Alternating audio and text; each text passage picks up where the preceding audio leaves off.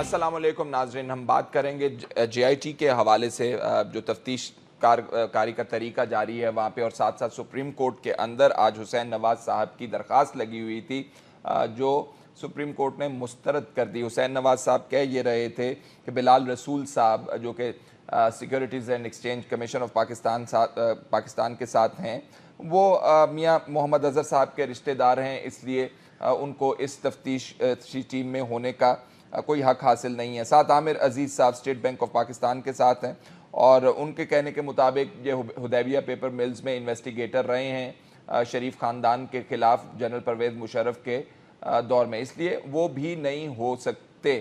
اگر supreme court کا mood کسی کو پتہ ہوتا یا پہلے پروسیڈنگز دیکھی گئی ہوتی تو میرا خیال ہے کہ آپ درخواست اس قسم کی سپریم کورٹ کے اندر شاید وہ نہ لے کر جاتے، وکلاء بھی شاید یہی ان کو ایڈوائز کرتے، لیکن اس کے باوجود جایا گیا۔ اس سے پہلے طارق شفیع صاحب جو کہ میاں محمد نواز شریف صاحب کے کزن ہیں، ان کو انویسٹیگیشن کے لیے بلایا گیا تو انہوں نے بھی بہت اعتراضات اٹھائے، جس کے اوپر آج جج صاحبان کا کہنا تھا کہ چائے پینے کے لیے تو نہیں بلایا گیا تھا، تفتیش کے لیے انہیں بلایا گیا تھا۔ کیا وجوہات ہیں؟ یہ بار بار ٹیکنیکل گراؤنڈز کے اوپر ٹیکنیکل آبجیکشنز جو ہیں وہ اٹھائی جا رہی ہیں، کس چیز کا بہانہ ہے یا ڈیلے کرنے کی کوشش کی جا رہی ہے؟ اخبارات کے اندر ہم نے جو کوریج دیکھی ناظرین، وہ بھی ہمیں بہت عجیب سی محسوس ہوئی۔ حسین نواز صاحب جب جے آئی ٹی کے سامنے اپیئر ہوئے تو اخبارات کے اندر خبریں لگیں کہ گرل کیا گیا انہیں 2 گھنٹے تک۔ گرل کیسے کیا گیا ان کو 2 گھنٹے تک؟ کیا تفتیش کا طریقہ اپنایا گیا؟ انہیں کرسی پہ کھڑا کر دیا گیا، ان کو کھڑا رکھا گیا، ان کو بیٹھنے کی اجازت نہیں دی گئی، ان سے سخت لہجہ اپنایا گیا۔ یہ کوئی تھانے دار یا روایتی پولیس افسران تفتیش نہیں کر رہے، ان کا تعلق بڑے بڑے اداروں کے ساتھ ہے، ان کا طریقہ کار جو ہے بڑا واضح قسم کا ہے۔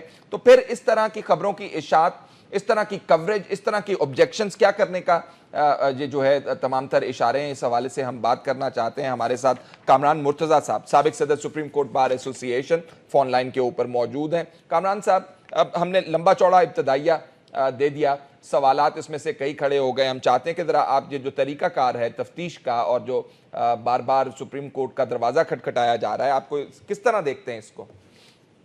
دیکھیے، اس میں جو یہ درخواست آج لگی تھی یہ میرے خیال غیر ضروری تھی، مگر غیر ضروری شاید جو سوچ رہے ہوں جنہوں نے درخواست دی ہے نہ بھی ہو، یہ ایریل فائرنگ کی طرح ہے کہ مطلب وہ پہلے سے جو ہے نا کوئی ایریل فائرنگ کر دی جائے اور اس کا جو ہے نا وہ امپیکٹ جو ہے نا وہ قائم ہو جائے۔ تو ممکن ہے کہ وہ اس میں کامیاب بھی ہوئے ہوں یا ممکن ہے ناکام ہو گئے ہوں۔ ابھی بہت سارے موڑ آنے ہیں اس معاملے میں۔ دیکھیے، جے آئی ٹی جو بنی ہے نا، اس کے پیچھے جو ہے نا وہ سپریم کورٹ کا آرڈر ہے۔ جی، ادروائز کوئی ایسی لیجسلیشن نہیں ہے، کوئی ایسا قانون نہیں ہے جس کے تحت جو ہے نا جس کے انڈر یہ کام کر رہی ہے۔ تو یہ جو اپنا طریقہ کار جو ہے وہ ایک طرح سے یا تو سپریم کورٹ اس کو کہے گی، اس طریقہ کار کے مطابق چلے گی، یا پھر یہ اپنا طریقہ خود وضع کرے گی۔ تو اب اس میں ہر بات پہ اعتراض کر لینا کہ جی اس میں اس طرح کا سوال کیوں ہوا یا اس طرح کا، دیکھیے پسند کے سوالات تو نہیں ہوں گے، طارق شفیع کے پسند کے سوالات بھی نہیں ہوں گے، حسین نواز کی پسند کے سوالات بھی نہیں ہوں گے، اس میں چھپتے ہوئے سوال بھی ہوں گے، جو آپ کو برے لگیں گے وہ سوال بھی ہوں گے، آپ کو اچھے لگیں گے وہ سوال بھی ہوں گے، بلکہ زیادہ تر وہ سوال ہوں گے جو آپ کو اچھے پسند نہیں آئیں گے۔ تو اس میں ان کو برداشت کرنا چاہیے۔ اصل مسئلہ یہ ہے کہ آپ دیکھیے، ایک ججمنٹ آ گئی سپریم کورٹ کی، سپریم کورٹ سے بڑی تو کوئی عدالت اس ملک میں موجود نہیں ہے۔ آپ چاہتے یا نہ چاہتے ہوئے ہم سب جو ہے وہ اس ججمنٹ کو ایکسیپٹ کرتے ہیں، کسی نے ریویو بھی فائل نہیں کیا۔ اب جب ہم اس کو ایکسیپٹ کرتے ہیں تو ہم اس ججمنٹ کی روح کے مطابق سچ تک پہنچنے کی کوشش کریں، یہی ہمارا منشا ہونا چاہیے۔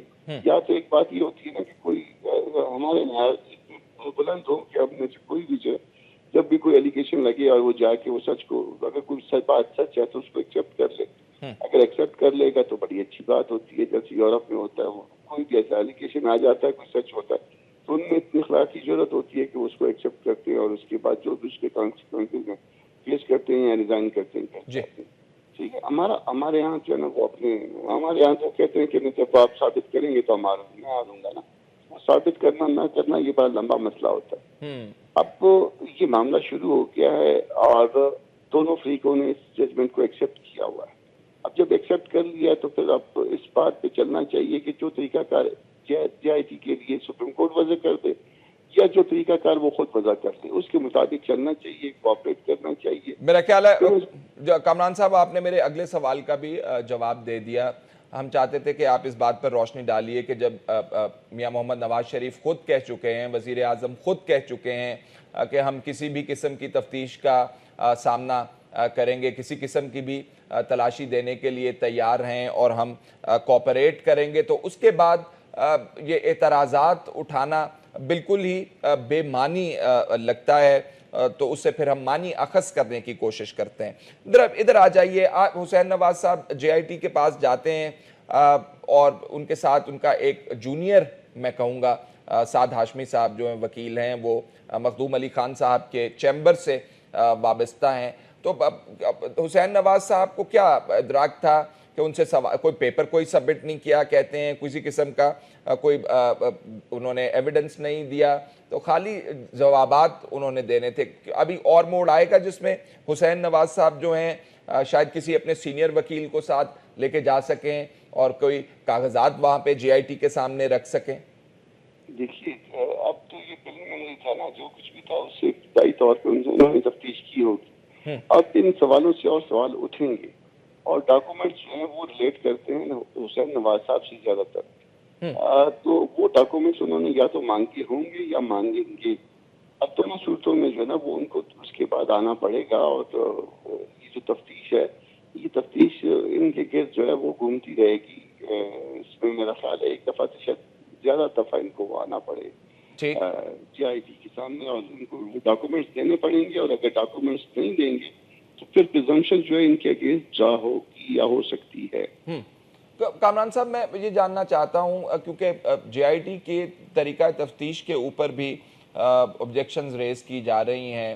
آپ کے خیال میں یہ روایتی تفتیش کر رہے ہیں، کوئی چوری کی یا قتل کی جس کے اندر کوئی ایکسٹورشن وغیرہ ہونا ضروری ہے، یا پھر یہ کوئی بہت ایکسپرٹ لیول کے اوپر سپریم کورٹ کے دیے گئے سوالات کے اوپر سوالات پوچھ رہے ہوں گے؟ تو آپ کے خیال میں یہ روایتی تفتیش ہے یا اس کے اندر سپریم کورٹ کے وضع کار طریقہ کار کے اندر جس کے اندر سویلٹی بھی موجود ہونی چاہیے اس قسم کی تفتیش ہے؟ کیا کہتے ہیں آپ؟ دیکھیے یہ روایتی طرح کا معاملہ نہ ہے نہ ہو سکتا ہے. ایک تو یہ معاملہ ریلیٹ کرتا ہے اس سال 1990 سے، ٹھیک ہے، کافی سارے سال اس میں گزر گئے.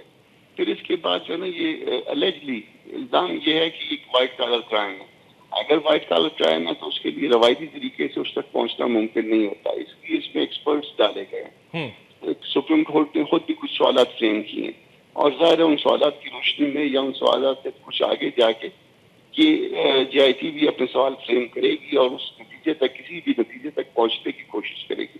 تو اس کو روایتی طریقے سے جو ہے اس معاملے کو حل کرنا ممکن نہیں ہوگا. اس معاملے کے لیے روایتی طریقے سے آگے چلنا پڑے گا. جب سوال میرا خیال ہے میں ٹھیک فریم نہیں کر سکا، جو میں جاننا یہ چاہ رہا تھا کامران صاحب کہ جو الیج کیا جا رہا ہے کہ مس ٹریٹ کر رہے ہیں، میل ٹریٹمنٹ ہو رہا ہے، اب ایسے بیہیو کیا جا رہا ہے، اخبارات کے اندر خبریں لگ رہی ہیں، گرل کیا جا رہا ہے، تو یہ جے آئی ٹی آپ کے خیال میں اصل میں یہ کام کر رہی ہوگی کہ کو ڈنڈا دکھا رہی ہوگی، ان کو بدتمیزی کر رہی ہوگی جیسے طارق شفیع صاحب کہہ رہے تھے، یا پھر بہت سخت رویہ ہوگا جیسے اخبارات کے اندر خبریں لگ رہی ہیں؟ نہیں، یہ ممکن نہیں ہے. میں اس بات کو نہیں مانتا ہوں. ممکن نہیں ہے آپ کہہ رہے ہیں؟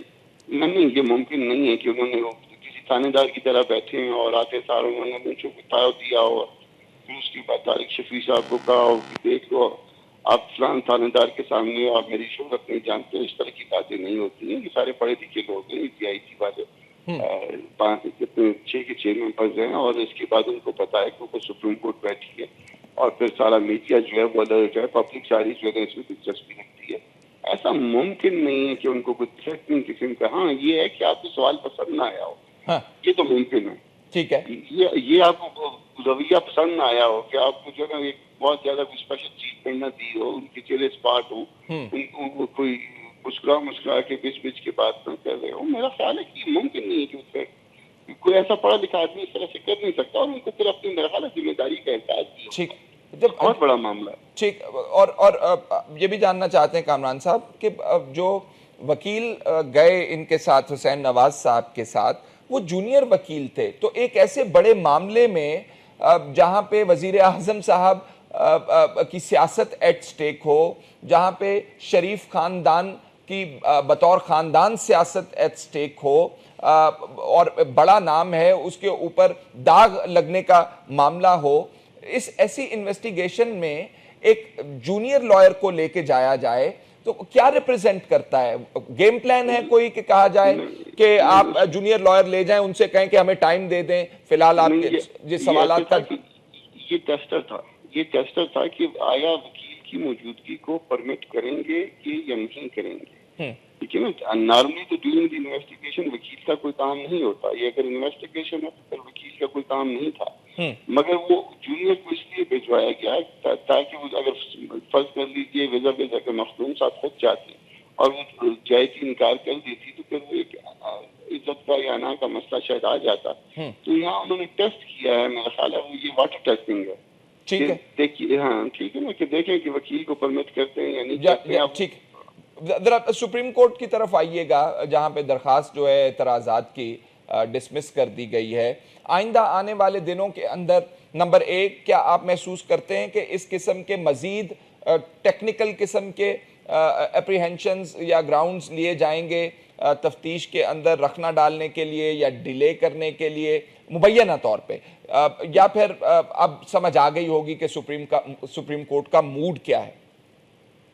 دیکھیے ایک بات تو بڑی طے ہے کہ اگر تو آپ کے پاس کوئی ٹھوس ثبوت ہے ان ممبرز کے حوالے سے یا کسی حوالے سے بھی, تو پھر تو آپ جو نا ایجوکیشن لگائیے اور اس کو کورٹ میں لے کے آئیے. ورنہ اتنا ویک قسم کی باتیں اور اتنا اس طرح سے مجہول قسم کی اپلیکیشنیں لے کے آنا, سپریم کورٹ کا وقت بھی قیمتی ہے اور سپریم کورٹ وہ جو پبلک کو وہ وقت دیتی ہے اس پبلک کا وہ ٹائم بھی قیمتی ہے. ظاہر ہے یہ جو 2-3 کیس چل رہے ہیں نا سپریم کورٹ میں, یہ پورے ملک کے کیسوں کی کاسٹ پہ چل رہے ہیں.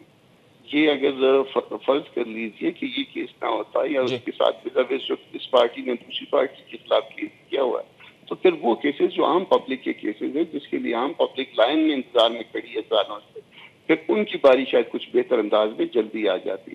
تو یہ دونوں کو جو ہے نا سپریم کورٹ کو بھی یہ احساس ہوگا اور یہ پبلک جو ہے نا وہ بھی کانشیس ہے کہ یہ سب کچھ جو کچھ بھی ہو رہا ہے یہ ہماری کاسٹ پہ ہو رہا ہے, تو اس لیے سپریم کورٹ کا وقت ضائع نہیں کرنا چاہیے. ٹھیک ہے کامران صاحب, میسج ان تمام تر باتوں سے کیا کمیونیکیٹ ہو رہا ہے؟ میں وضاحت کر دوں اپنے سوال کی. ایک, سپریم کورٹ میں اعتراضات لے کر جائے جا رہے ہیں کہ جو جوائنٹ انویسٹیگیشن ٹیم ہے اس کا سیاسی ایک انکلینیشن بھی ہے, وہ ڈیلیبریٹلی ہمارے خلاف بھی فیصلہ کر سکتی ہے, اس طرح کے الزامات لگائے جا رہے ہیں. دوسری طرف انویسٹیگیشن کے حوالے سے حسین نواز صاحب نے بھی سوالات کھڑے کر دیے ہیں.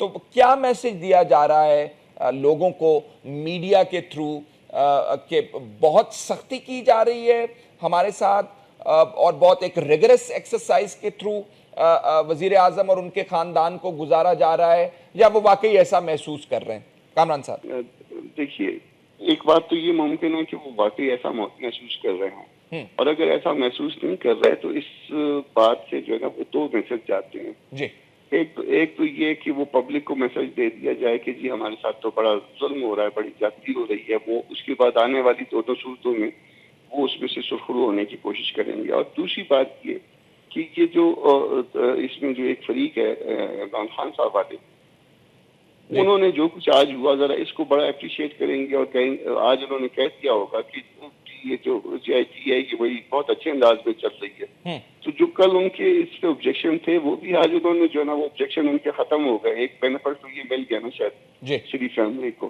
کہ وہ آبجیکشن جو کل عمران خان والے کہہ رہے تھے, وہ کل کہہ رہے تھے کہ اس کو پبلک ہونا چاہیے, اس کو ٹی وی پہ آنا چاہیے, یہ ٹھیک نہیں ہو رہی, ہمیں پتہ نہیں چل رہا. آج انہوں نے جو ہے صرف اس اپلیکیشن ان کے اعتراض آنے پہ یا ان کی اپلیکیشن میں ریجیکٹ ہونے پہ انہوں نے جو ہے اس کو اچھا کہنا شروع کر دیا. اب اس کا ایک اور سینیریو میں چلے جائیے کہ کل کوئی بھی رپورٹ اگر فرض کر دیجیے کہ کی فیور میں آتی ہے, یہ سارے اسٹیٹمنٹ آپ نے کلپ سنبھال کے رکھے ہوں گے, آپ کنفرنٹ کرائیں گے کہ نہیں ملک صاحب آپ نے یہ کہا تھا, فواد صاحب آپ نے یہ کہا تھا, رضوان صاحب آپ نے یہ کہا تھا, تو وغیرہ وغیرہ ہوگا. ٹھیک ہے, جب یہ تمام تر کیس آپ کہہ رہے ہیں ایکسٹرا آرڈنری کیس ہے, اٹینشن بھی اس کے اندر ایکسٹرا آرڈنری ہے, اور آپ کہہ رہے ہیں کہ اس کے کانٹینٹس جو ہیں وہ سپریم کورٹ پرووائڈ نہیں کر رہی ہے, تحریک انصاف جو ہے وہ क्लेम कर रही है कि जी हमें कागजात दें। आपके ख्याल में ये ओपन होना चाहिए था कि कोर्ट का प्रोसेस है, या इन्वेस्टिगेशन होती इस तरह? देखिए, इन्वेस्टिगेशन को अगर ओपन कर देंगे ना तो फिर उसके बाद जो है फिर बहुत बड़े मिसाइल पैदा हो जाएंगे। फिर ये इन्वेस्टिगेशन चल नहीं पाएगी। वो हर रोज जो है ना वो इन्वेस्टिगेशन में अगर वो 1 फुट आगे जाएंगे तो 6 फुट जो है ना वो मीडिया वाले उसको ऊपर या नीचे ले जाएंगे। बिल्कुल ठीक। तो हाँ, वो मामला इतना गंदा हो जाएगा पब्लिक में आके कि वो फिर आगे बढ़ा नहीं जा सकेगा। इसको देखिए, तकरीबन 3 हफ्ते से कुछ ज्यादा शायद गुजर चुके हैं। बाकी रह कितने गए? 5 हफ्ते रह गए ना, तो 5 हफ्ते वेट करें, कौम वेट करें, इंशाल्लाह जो ना कोई बेहतर ही मामला सामने आएगा। ठीक, पता नहीं किसके लिए बेहतर होता है, अब ये तो फैसले के ऊपर डिपेंड करेगा। कामरान मुर्तजा साहब, साबिक सदर सुप्रीम कोर्ट बार एसोसिएशन, बहुत बहुत शुक्रिया। नाज़रीन, जो मैसेज की हम बात कर रहे हैं वो बहुत ही अहम बात है। आज अगर आपने मनाजिर देखे हों तो मुस्लिम लीग नून और पाकिस्तान तहरीक इंसाफ जो है सुप्रीम कोर्ट के बाहर मीडिया से गुफ्तगू करने के लिए लड़ रहे हैं, माइक गिरा रहे हैं, डाइस गिरा रहे हैं। वजह क्या है? जो आवाम को मैसेज दिया जा रहा है इसके थ्रू, वो बहुत इम्पॉर्टेंट होगा फाइनल फैसले के हवाले से। क्या मैसेज कौन किस तरह दे पा रहा है, ये आपके जहन साजी के हवाले से इम्पॉर्टेंट। आपका भी जहन तैयार करना है फैसले के लिए। उधर पीटीआई जो है वो स्पेशल वैन्स बना रही, काफ़ी पैसा लगा रही है पनामा के ऊपर लोगों को मियाँ साहब के हवाले से कन्विंस करने में कि मियाँ साहब ने पनामा के अंदर जो है गलत काम किया है और उनको पकड़ना चाहिए।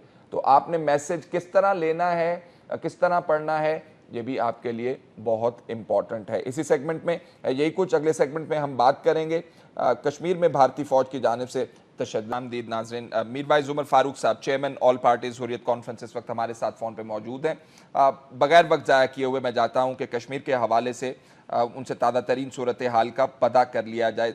सब्ज़ार अहमद भट्ट साहब की शहादत के बाद कश्मीर के हालात दोबारा से बहुत गर्म हो चुके हैं।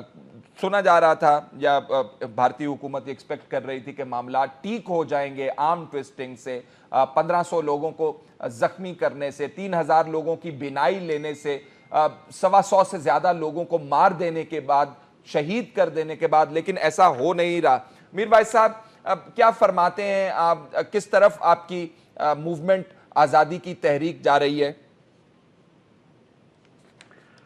देखिए, हम तो ये महसूस कर रहे हैं कि जो इस वक्त यहाँ के अवाम, खासकर नौजवानों में जो इस वक्त जज्बा पाया जा रहा है, वो बिल्कुल इस बात का आकाश है कि ताकत, तशद्दुद और जुल्म के आगे कश्मीर की आवाम और कश्मीर के नौजवान झुकने वाले नहीं हैं।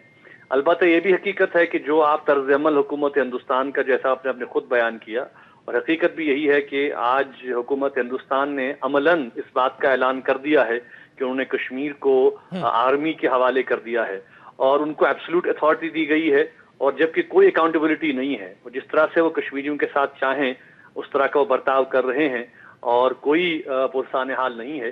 तो इस वक्त आपने देखा होगा कि पिछले कई हफ्तों से जो भारत के उस आर्मी मेजर गोगोई को जो इनाम दिया गया और जिस तरीके से उस सारे मामले को अमलन एक कश्मीरियों के खिलाफ अमलन जंग का ऐलान जिस तरह से किया गया है, तो ये इस बात का आकाश है कि इस वक्त बिल्कुल भारतीय फौज और भारतीय फोर्सेस और भारतीय हुकूमत का जो अप्रोच है वो कम्प्लीटली मिलिट्री है और ताकत के बल पर हमारी आवाज को जो है वो दबाया जा रहा है। जो परमानेंट, खासकर जो आपने जी प्लीज कंटिन्यू प्लीज।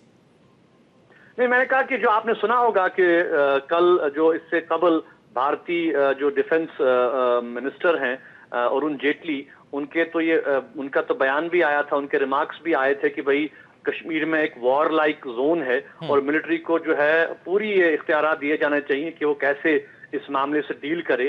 तो उसकी अमलन मैं कहूँगा कि जो है वो तस्दीक भारत के फौजी सरबरा जो हैं जनरल रावत, उन्होंने ये कर दी है और ये कहा है कि भाई कश्मीरियों के पास तो हाथों में पत्थर हैं, काश उनके पास बंदूकें होती तो हम उनको मजा चखाते।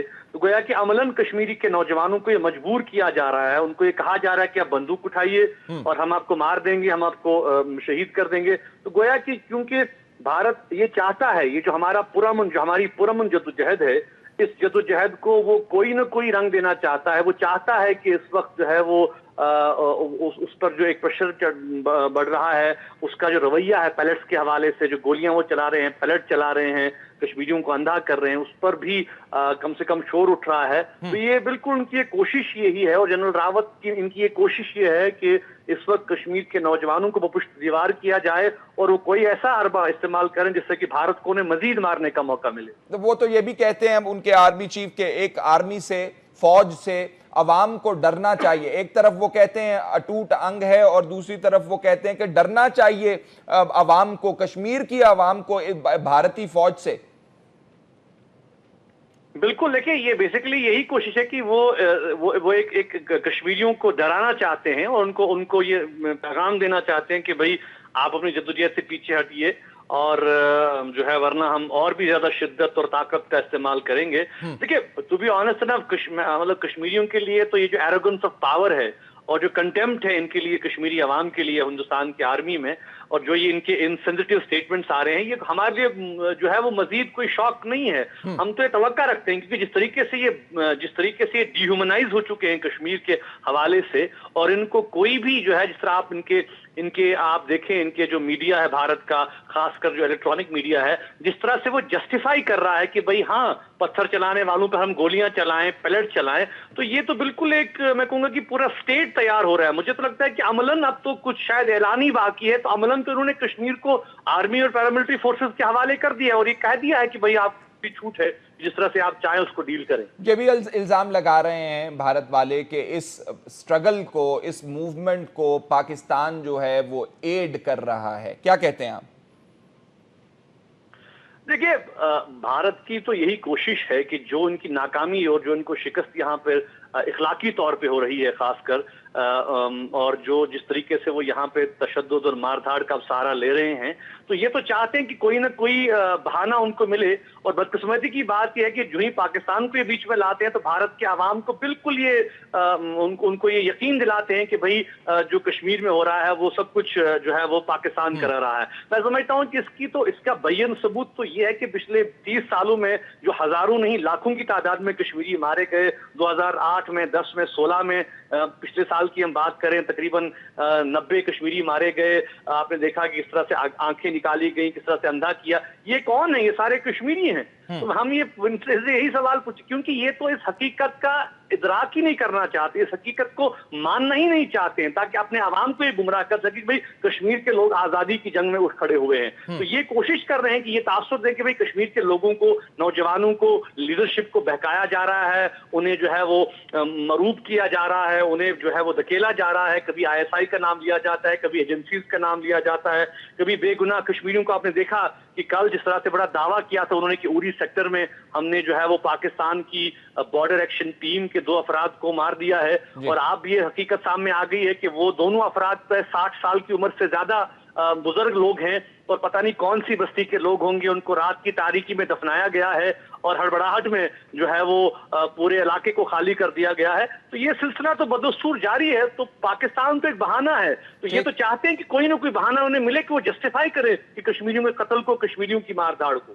آپ کو کیا کمیونیکیٹ کرتی ہے ان کی حکومت؟ آپ اس کو بند کروا دیں احتجاج کو؟ آپ کو کیا کہتے کیا ہیں وہ؟ آپ کے لیے کیا میسج ہے؟ آؤٹ آف دا باکس کوئی سلوشن کی آفر کر رکھی ہے آپ کو؟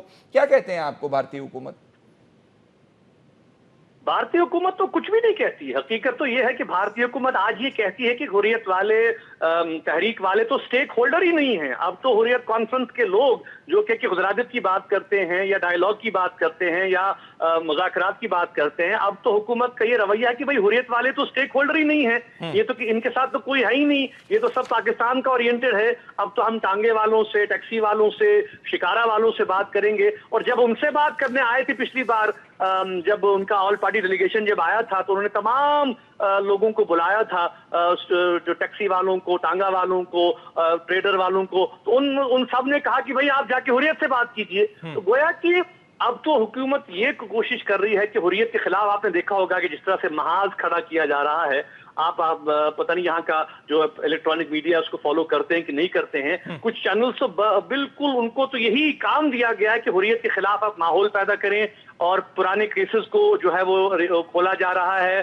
ہمیں لگ رہا ہے کہ بہت جلد شاید حریت کانفرنس پر پابندی عائد ہوگی, ہمارے جو دفتر وغیرہ ہیں ان کو سیل کیا جائے گا, شاید ہمیں گرفتار بھی کیا جائے. تو یہ ان کا ایک طریقہ کار ہے جس سے کہ یہ کوشش کر رہے ہیں کہ کشمیریوں کو اور زیادہ مروب کیا جائے. یہ راجناتھ صاحب اور راوت صاحب تمام اسٹیک ہولڈر سے بات کرنا چاہتے ہیں, یہ آج کا بیان ہے اس کے حوالے سے کیا کہتے ہیں آپ؟ دیکھیے, آج میں نے بھی پڑھا ہے کہ ان کا بیان تو آیا ہے کہ بھئی تمام سٹیک ہولڈر سے ہم بات کریں گے, لیکن دیکھیے سب سے اہم بات یہ ہے کہ سب سے اہم سٹیک ہولڈر وہ کشمیری ہے جو کہ کشمیر کی تحریک اور کشمیر کی آزادی کے لیے سڑکوں پر جان دے رہا ہے. اس سینٹیمنٹ کو جو لوگ ریپرزینٹ کرتے ہیں انہیں ان سے بات کرنی ہے. اگر آپ وہ پی ڈی پی کو بلائیں گے, نیشنل کانفرنس کو بلائیں گے, کانگریس کو بلائیں گے, یا یہاں کے جو مقامی جو ان کے حواری ہیں ان کو بلائیں گے, ان سے بیٹھ کر راؤنڈ ٹیبل میں کیا بات کریں گے؟ یہ تو مطلب یہ تو وہی بات ہوئی کہ بھائی ایک دوسرے یہ سارے ایک ہی تھالی کے چٹے بٹے ہیں. مسئلہ تو حریت کانفرنس کے ساتھ ہے, مسئلہ تو آزادی پسند قیادت کے ساتھ ہے, آزادی پسند عوام کے ساتھ ہے.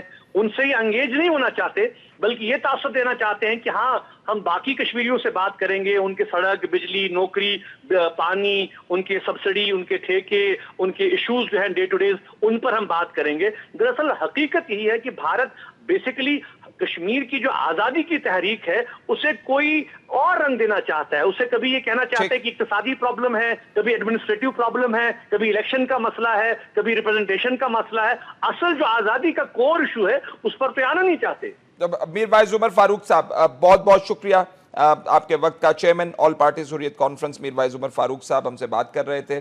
اس وقت طارق پیرزادہ صاحب سینئر تجزیہ کار ہمارے ساتھ اسٹوڈیو میں موجود ہیں. طارق صاحب, جب ہم حل کی بات, وہ تو کہہ رہے ہیں کہ انڈین حکومت کسی قسم کا حل چاہتی ہی نہیں ہے, لیکن کچھ لوگ کہتے ہیں کہ پاکستان جو ہے آزاد کشمیر کے اندر ایسی پالیسیز اپنائے ہوئے ہیں یا اس کے سٹیٹس کے حوالے سے اپنا بھی کلیئر نہیں کرتی ہے سٹانس, جس کی وجہ سے وہ بھی ایسے کر رہے ہیں. یہ انٹرنیشنل میں آپ کو سمجھ رہا ہوں آپ کی بات. آپ کیا کہتے ہیں اس حوالے سے؟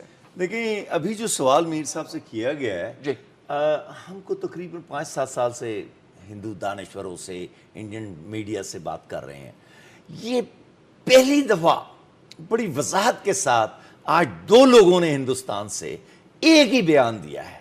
وہ میر صاحب جو بات کر رہے ہیں وہ درست ہے. ان کی کوشش یہ ہوتی ہے چند لوگوں کو نمائندہ بنا دیں اور اس کے بعد ان کو نمائندہ تسلیم کر کے, یعنی حریت کو چھوڑ کر, اور ان کے ساتھ پھر مذاکرات شروع کر دیں اور تاثر دیں کہ ہم تو نمائندہ کشمیریوں کے نمائندوں سے بات کر رہے ہیں. لیکن آج بڑی وضاحت کے ساتھ راجناتھ نے یہ بات کہی ہے. پھر میں راوت کا ذکر کروں گا, دونوں کے علیحدہ علیحدہ بیانات ہیں. راجناتھ نے کہا ہے کہ ہم بغیر شرائط کے تمام سٹیک ہولڈر سے بات کرنے کے لیے تیار ہیں, اور میں نے اس بیان کو 20 دفعہ پڑھا ہے آج. میں نہیں کہہ رہا ہوں کہ وہ تیار ہے, لیکن یہ ان کا بیان ہے. ایک دوسرے جنرل راوت کا بیان ہے, تمام باتیں جو اس نے کشمیریوں کو گاڑی کے آگے باندھنے والا واقعہ, دوسرے تیسرا انعام کرنے کی بات اس نے کہا ہے. لیکن میں سمجھتا ہوں کہ کشمیر کے جامع حل کی کمپریہنسو سولوشن کا وقت آ گیا ہے, اور ہمیں تمام سٹیک ہولڈر سے بالکل وہی فکر ہے جس راجناتھ کا ہے, اس پہ بات کرنی پڑے گی.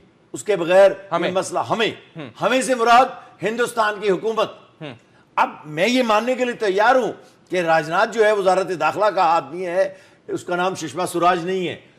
میں یہ ماننے کے لیے تیار ہوں کہ راوت جو ہے افواج کا سربراہ ہے, اس کا نام اجیت دوول نہیں ہے. میں ماننے کے لیے تیار ہوں. ابھی پالیسی سٹیٹمنٹ ہندوستان کا اس مسئلے پہ نہیں آیا ہے. میری ذاتی رائے ہے, اور یہ بڑی ٹھوس سوچ پر مبنی ہے, کہ یہ جو جندال صاحب یہاں تشریف لائے تھے, علاوہ اور معاملات کے, انہوں نے یقیناً آ کر جو من جملہ اور باتوں کا تو ہمیں نہیں پتہ لگ سکتا, لیکن ایک بات یقین ہے. آپ کا انالیسس ہے, اسمپشن ہے؟ نہیں, اسمپشن اس طرح نہیں ہے. دیکھیں, اس کے آنے کی 2 وجوہات ہو سکتی تھی. ایک تو یہ کہ کشمیر میں کسی طرح معاملات کو حل کرانے میں ہماری مدد کریں, یعنی کہ ہمارا قبضہ رہے, لیکن آپ کی کچھ شرائط ہم مان لیتے ہیں وہاں پر. وہ کیا شرائط؟ دونوں طرف کے لوگوں کو آنے جانے کی جو کاسمیٹک قسم کی باتیں ہوتی ہیں وہ کر دیں, یا دوسری بات یہ ہے کہ کسی سولوشن کی بات کی جائے. 2 ہی ہو سکتی تھی. وہ بزنس کے لیے یہاں جو اس کا نواز شریف کے پاس آنا, اس کی کچھ سینس نہیں بنتی.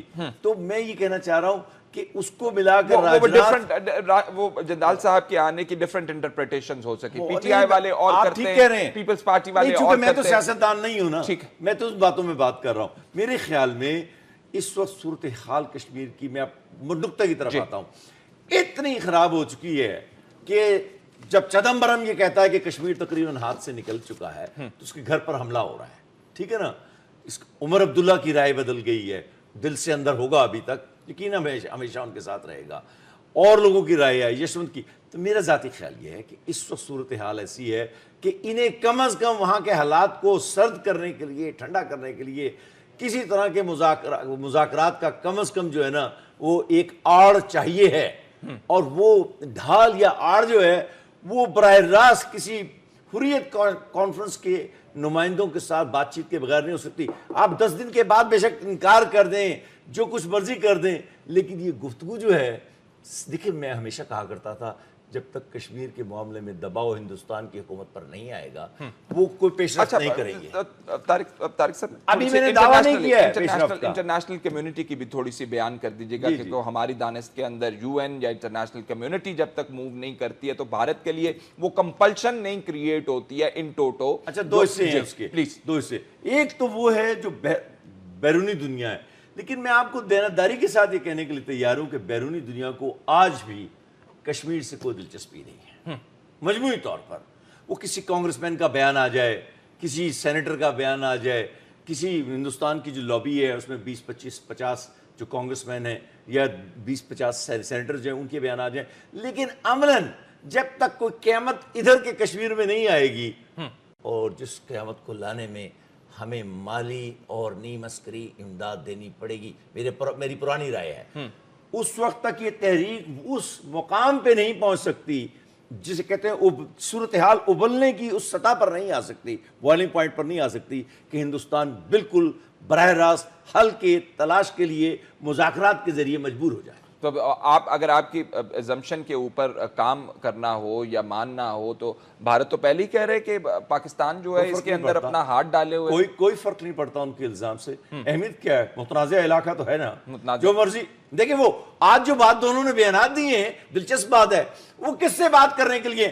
میں کہتا ہوں کہ حریت سے نہیں بات کر رہے ہیں، کسی سے تو بات کریں گے نا، کسی کشمیری سے. ٹھیک ہے، کچھ سچویشن ایسی کریٹ کی ہوئی ہے آپ کہہ رہے ہیں کشمیریز نے جس کی وجہ سے انہیں محسوس ہو رہا ہے کہ ہمیں کوئی دباؤ پیدا تو ہوا ہے نا، ورنہ انہیں کیا ضرورت ہے. میں انہیں کہا کرتا ہوں ٹی وی پہ، آج رات بھی پروگرام ہے، کہ دیکھو یار ہم تمہیں 5 سال سے کہہ رہے تھے کہ مذاکرات شروع کرو، بالآخر تم نے ہزاروں کشمیریوں کو مار کے یا زخمی کر کے وہ دباؤ اپنے آپ پر پیدا کر لیا ہے کہ جس کے نتیجے میں کم از کم آپ مذاکرات کی بات کرنی شروع کر رہے ہیں. ہم نہیں کہہ رہے کہ آپ کشمیر کا حل تلاش کریں گے، لیکن جس دباؤ کی سے ہم آپ کو کہہ رہے تھے کہ اس سے بچیں، وہ اب آپ پر آ گیا ہے، اب آپ سے بچ نہیں سکتے.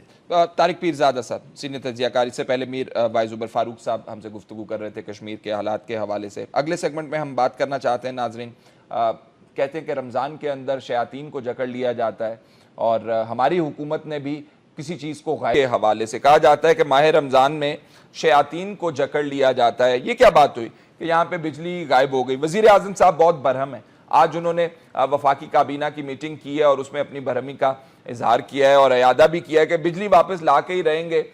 4 سال ہو گئے، یہ اگلی ٹرم میں واپس آئے گی یا اس ٹرم میں واپس آئے گی. پچھلی دفعہ بھی وزیر اعظم صاحب جب میٹنگ کر رہے تھے خواجہ آصف صاحب ان کے بازو میں بیٹھے تھے اور وہ اس شخص کو تلاش کر رہے تھے جو رسپانسبل تھا بجلی غائب ہو جانے کا. تو خواجہ آصف صاحب سے بھی پوچھ لیتے کہ یہ کیا ہوا تو میرا خیال ہے ان کو جواب مل جاتا. بجلی کو ہو کیا رہا ہے؟ رمضان کا مہینہ ہے، غائب ہے، کبھی ٹرانسفارمر اڑ جاتا ہے، کبھی وولٹیج ڈراپ ہو جاتا ہے، کبھی گھنٹوں انسکیجولڈ لوڈ شیڈنگ ہو رہی ہے. لوگوں نے کیا قصور کر رکھا ہے؟ سکسیسو گورنمنٹس کا فیلئر بھی نظر آتا ہے، ایک کے بعد دوسری گورنمنٹ آتی ہے، وہ وعدے کرتی ہے، الیکشن کا مینیفیسٹو بناتی ہے، لیکن بجلی نہیں لا سکتی. اسی حوالے سے بات کرنا چاہتے ہیں شمس الملک صاحب، سابق چیئرمین واپڈا، اس وقت ہمارے ساتھ فون لائن پر موجود ہیں. شمس الملک صاحب بہت شکریہ آپ کے وقت کا. کچھ تھوڑی سی روشنی ڈالیں گے اس وقت کیا بجلی کے جو حالات بنے ہوئے ہیں، کیا پانی کی کمی ہے، مس مینجمنٹ ہو رہی ہے، لائن لاسز ہو رہے ہیں، آپ کیا کہتے ہیں شمس الملک صاحب؟ نہیں، میں تو یہ کہتا ہوں کہ یہ تو تمام حکومتوں کو جو 1988 کے بعد جتنی بھی حکومتیں آئی ہیں انہوں نے پاکستان کے ساتھ، میں ایک بڑا سخت لفظ استعمال کرنے والا ہوں لیکن اس کے بغیر ہوگا نہیں، جو بھی حکومتیں 1988 کے بعد آئی ہیں انہوں نے پاکستان کے ساتھ اور پاکستان کے عوام کے ساتھ بہت بڑا دھوکہ کیا ہے، دھوکہ کیا ہے؟ دھوکہ کیا ہے۔ کچھ وضاحت فرمائیں گے؟ ان کے پاس جی میں بتاتا ہوں نا، ان کے سامنے پلان تھا بہت بڑا آسان، بڑا سمپل، اور جو ورلڈ بینک نے اپنے عظیم ترین، میں جب بھی اس پینلز کو دیکھتا ہوں، اس ٹیمز کو دیکھتا ہوں جنہوں نے ورلڈ بینک کی وہ جو وفدا کو انہوں نے رپورٹ بھیجی تھی، اور رپورٹ کا نام تھا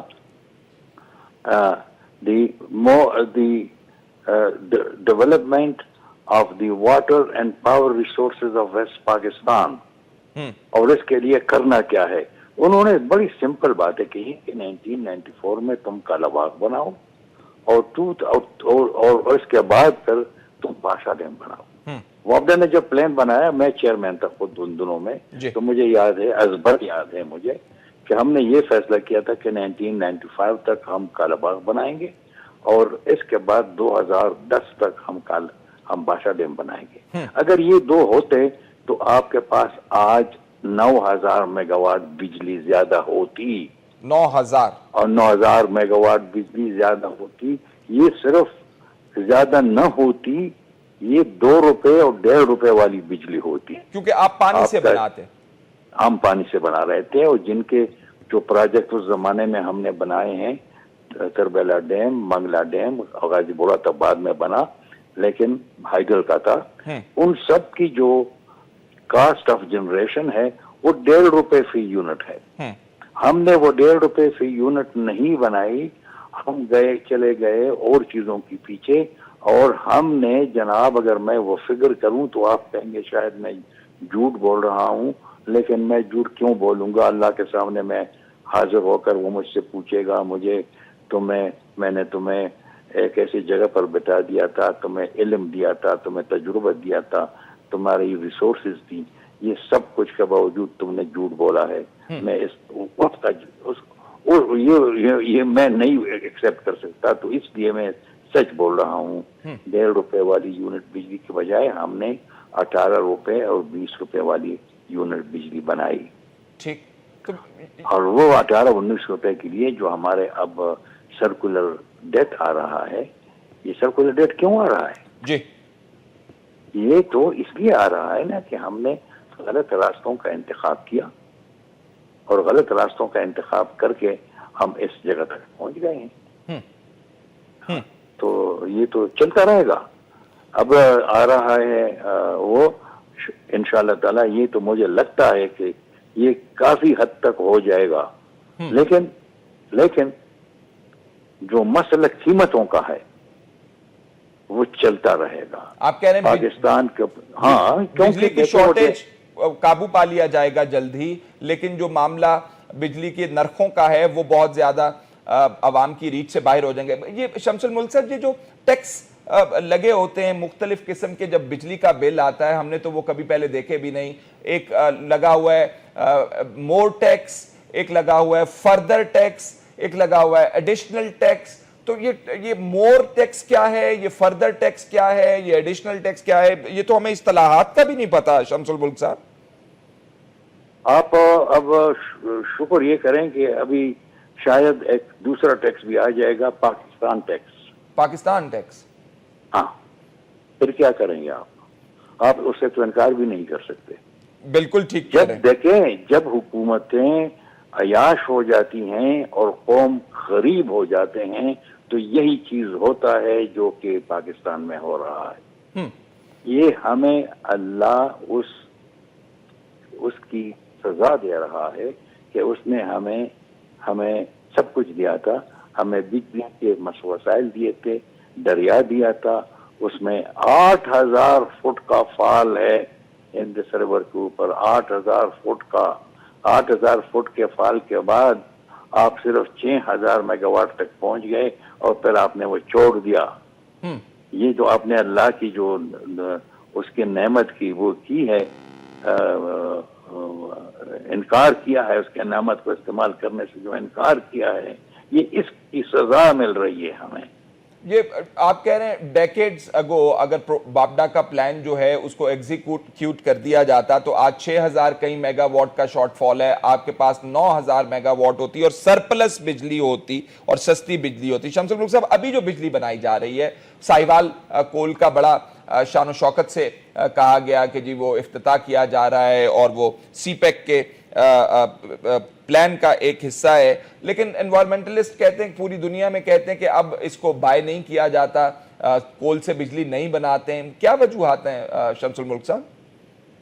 دیکھیں, میں تو اس میں نہیں ہوں, لیکن میں سی پیک کا بہت بڑا سپورٹر ہوں. جی, سی پیک کا سپورٹر اس لیے ہوں کہ ہم نے یہاں پر وابڈا ہاؤس میں بیٹھ کر, ہم 1970s میں بیٹھ کر ہم پاکستان کے ایشین ٹائیگر بننے کے خواب دیکھا کرتے تھے. مجھے یاد ہے, میں بھی ان میں سے تھا. ہم خواب دیکھا کرتے تھے جب دنیا کے لوگ ہمیں کہتے تھے, ہم نہیں کہتے تھے, ہم خود اپنے یہ بڑائی نہیں کر رہے تھے, دنیا کے لوگ کہتے تھے کہ تم ایشیا کے ٹائیگر بننے جا رہے ہو. اور وہ کیوں تھا؟ وہ کیوں تھا کہ منگلا تربیلا کی بجلی آ رہی تھی اور وہ بجلی 10 پیسے فی یونٹ تھی. ٹھیک ہے, کیونکہ میں بتاؤں اس کی وہ جو ہے وہ وجوہات بڑی سمپل ہیں. یہ بجلی بنانے میں جو سب سے زیادہ خرچ ہوتا ہے وہ فیول کا ہوتا ہے. ٹھیک, مثلا جو میں نے آپ کو بتا دیا کہ جی 18 روپے اور 20 روپے فی یونٹ بجلی جو ہم نے بنائی, اس میں 16 سے لے کر 25 روپے تک کی بجلی جو تھی وہ قیمت تھی فیول کی. ٹھیک ہے, لیکن ہائیڈرل میں فیول ہوتا ہی نہیں ہے. جب فیول نہیں ہوتا تو یہ قیمت, یہ بجلی کبھی بھی کوئی اور چیز, مجھے یاد ہے میں چیئرمین تھا اور secretary of energy United States of America آئی تھی اور میٹنگ میں وہ آئی تھی مجھ سے ملنے کے لیے لاہور, اور میٹنگ تھی وابڈا کے ساتھ ان کی, اور اس نے مجھ سے پوچھا کہ یہ جی بجلی کی قیمت کیا ہے, کیا آپ جو وہ کر رہے ہیں. تو میں نے, مجھے اس وقت یاد ایگزیکٹلی نہیں ہے کہ میں نے کس طرح سینٹ میں کنورٹ کیا, لیکن میرے خیال میں 10 پیسے فی یونٹ بجلی تھی تو اس کو سینٹ میں کیا. تو وہ سمجھی کہ میں سمجھا نہیں ہے اس کا سوال, کیونکہ وہ اتنا کم تھا کہ اس نے مجھ سے پھر پوچھا, mister chairman what I mean to say is that how much it costs you to generate a unit of electricity. میں نے کہا madam secretary the same which I just told you. اور اس نے کہا کہ is it so cheap? تو میں نے کہا it is cheap because 70% of it is hydel. اب 30% of that is hydel. اور باقی 70% of this is high cost. دیکھیں, اور اس میں سب کچھ جو بھی بجلی کے سیکٹر میں خرابیاں ہو سکتی ہیں وہ خرابیاں آتی رہیں گی, کیونکہ میں اس زمانے میں اپنے سٹاف کو یہ کہا کرتا تھا, ریپیٹڈلی کہا کرتا تھا کہ جتنی بجلی مہنگی ہوگی اتنی اس کی چوری زیادہ ہوگی. ٹھیک, یہ میرا ایک اوپن سینٹینس تھا کہ جتنی بجلی مہنگی ہوگی اتنی بجلی کی میں چوریاں ہوگی. اور آج ہم وہ بھگت رہے ہیں. اچھا, بولتے ہیں بالکل. شمس الملک صاحب, آپ نے کہا کہ یہ حکومتوں کا رویہ تھا, روش تھی 1988 کے بعد جو آج ہم بھگت رہے ہیں, تو اس کی وجوہات آپ کے ذہن میں کیا آتی ہیں؟ یہ روش کیوں تھی, یہ رویہ کیوں تھا حکومتوں کا؟ حکومتوں کا رویہ یہ تھا کہ وہ انڈین لابی کا مقابلہ نہیں کر سکتے تھے, اس سے ڈرتے تھے. میرے خیال میں صرف میں اگر یہ کہوں, آپ شاید کہیں کہ یہ پرسنل اوپینین ہوگی, ممکن ہے ایون پرسنل اوپینین ہو, لیکن جو جس بات کی میں یہ ریزن دے رہا ہوں وہ بات صحیح ہے, اور وہ یہ تھی کہ ایوب خان اور ذوالفقار علی بھٹو مرحوم تک پاکستان ہندوستان سے بالکل, پاکستان اپنی پالیسی بناتا تھا, ہندوستان جو کچھ بھی کرتا تھا وہ کرتا ہوگا. لیکن اس کے بعد इंडियन लॉबीज पाकिस्तान के वाटर और एनर्जी पॉलिसी पर इतने हावी हो गए कि पाकिस्तान वो कुछ करता था जिसका ये ब्लूप्रिंट दिल्ली में बनती थी। हाँ, ये मैं बड़ी सख्त बातें कर रहा हूँ जनाब। बिल्कुल मुझे ये इसमें खुशी नहीं हो रही, मुझे इसमें कोई ये नहीं हो रहा कि मैं इसके ऊपर बड़ा खुश हूँ, क्योंकि मैं तो शर्मिंदा हूँ पाकिस्तानी की हैसियत से। मैं तो शर्मिंदा हूँ पाकिस्तानी की हैसियत से, लेकिन सच ही इसलिए बोल रहा हूँ कि किसी ने तो सच बोलना है ना। ठीक, शमसुल मुल्क साहब क्या कहते हैं आप सीपैक के आप दाई हैं, आप हामी हैं उसके, कब तक सीपैक से मंसूबों से बिजली मिलना शुरू हो जाएगी और ये इस लानत से मैं तो कहूँगा लोड शेडिंग की अवाम को निजात मिल सकेगी? लोड शेडिंग से तो मैं इस गवर्नमेंट के साथ एग्री कर रहा हूँ कि ये लोड शेडिंग तो इंशाअल्लाह ताला खत्म हो जाएगी, लेकिन इस लोड शेड और इसमें कसूर सीपैक का नहीं है जी, ये कसूर हमारी कोताहियों का है जो पिछले 20 साल से हम करते आए हैं। ये उसकी है 20-25 साल की कोताहियों का कसूर है कि कीमतों का चीज हमारे सिर के ऊपर हमेशा हमेशा रहेगा। ठीक, और शमसुल मुल्क साहब आप कह रहे हैं महंगी बिजली बनेगी और आप कह रहे हैं कि आप कहते आ रहे हैं चोरी होती रहेगी, लॉइन लॉसेस के अंदर जाती रहेगी, तो उसका अजाला जो है या भुगतना जो है वो कौन भुगतेगा? पैसे कौन देगा फिर उस बिजली के? पैसे अवाम देंगे, वो गरीब लोग जिनके पास बिजली भी नहीं होती, क्योंकि वो हमारे जो भी पाकिस्तान में कौमी खर्चा होता है वो खर्चा कहते उससे मुवार होते हैं ना। ठीक है, ये मसला हमारा ये है कि फायदा एक लेता है, कीमत दूसरा अदा करता है। बिल्कुल ठीक है, ठीक है। तो ये और कीमत हमारे अदा कर रहे हैं गरीब अवाम, जिन बेचारों के पास खाने के लिए वो नहीं है, वसाइल नहीं है। ठीक, शमसुल मुल्क मेरा तो अपना ख्याल, सॉरी जी, आप बात मुकम्मल कर लीजिए, I have to wrap it up. नहीं, मैं सिर्फ ये कहना चाहता था कि ये बदकिस्मती हमारी ये है कि वो लोग कीमत अदा कर रहे हैं जिन लोगों को में खाने के लिए भी उनके पास पैसे नहीं होते। और मेरा अपना ख्याल ये है कि जो दुर्गत बनेगी पाकिस्तान के उन हुकूमतों की अल्लाह के हुजूर में, यहाँ तो सब कुछ आदमी चला जाता है, वोट भी ले लेता है, सब कुछ कर देता है, लेकिन जब उस अदालत में ये जाएंगे जहां पर झूठ नहीं बोला जा सकेगा, जहां पर सच अयान होगा, तो फिर क्या हालत होगी इनकी। बिल्कुल ठीक, शमसुल मुल्क साहब साबिक चेयरमैन वापडा, नाज़रीन बहुत सख्त बातें कर रहे थे, हुकूमतों की नाअहली की बात कर रहे थे, उनके ज़ाती मुफादात की बात कर रहे थे, पॉलिसीज़ की बात कर रहे थे। जरा भुगतना पड़ेगा, इसका इम्पैक्ट हो सकता है इलेक्शन के अंदर भी वाज़े हो। मियां साहब के वादे अगर पूरे नहीं हो रहे तो हो सकता है जो वोट के उन्होंने अंदाजे लगा रखे हैं वो भी पूरे ना हो। एक बात ज़रूर कहना चाहेंगे नाजरीन आपसे, ज़रा बिल अपना बिजली का गौर से उठा के देखिएगा, क्योंकि अक्सर औकात होता है कि जब बिल आता है तो आप तलाश करते हैं कि कितना बिल आ गया, और जब आपको पता चलता है हज़ारों रुपए बिल आ गया और आपने सिर्फ 2 पंखे 3 पंखे और 4 एनर्जी सेवर चलाए तो आपको दुख होता है और उसके बियॉन्ड जाते नहीं। लेकिन देखें कि बिल के अंदर कितने किस्म के टैक्सेस हैं, फर्दर टैक्स है, मोर टैक्स है, टीवी का टैक्स है और 72 किस्म के टैक्स हैं। उनके ऊपर ज़रा नज़र दौड़ाइए और अगर आपको पता चल जाए कि वो क्यों हैं, किस किस्म के टैक्स हैं और किस लिए लगाए गए हैं, तो हमारे साथ भी शेयर कर लीजिएगा। प्रोग्राम में बस इतना कुछ ही। फैसल शकील को इजाज़त दीजिए, अल्लाह हाफ़िज़।